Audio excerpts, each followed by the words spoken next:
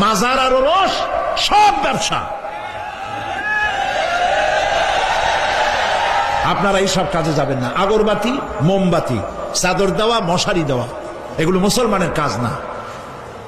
হিন্দু, খ্রিস্টান, বৌদ্ধ যা করে আমরা কি তা করতে পারি? জোরে বলেন, পারি? কবরে যদি একটু চিন্তা করেন ভাইরা, মাথাটা একটু খাটান, কবরে যদি চাদর দেওয়াই লাগে তাহলে রাসূল করিম সাল্লাল্লাহু আলাইহি ওয়াসাল্লামের কবরের উপরে সোনার সুতা দিয়ে চাদর দেওয়া উচিত ছিল। তুলার সুতা না, সোনার সুতা।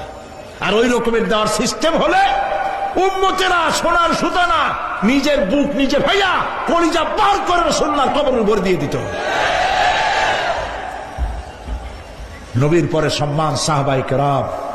সাহাবায়ে কেরামদের কবরের উপরে চাদর নাই, আগরবাতি নাই, মোমবাতি নাই, গোলাপ পানি নাই, গম্বুজ নাই।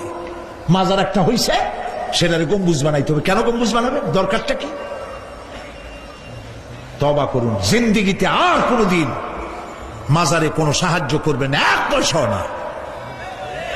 টাকা পয়সা দিবেন, টাকা পয়সা দিবেন, এতিমকে দিবেন, ভিক্ষুককে দিবেন, বিধবাকে দিবেন। পরীক্ষা দিতে পারে না, ফি দিতে পারে না, পরীক্ষা দিতে পারছে না, ওরে দেন। বাড়িতে চাল নাই, পানি পড়ে, ওরে দেন।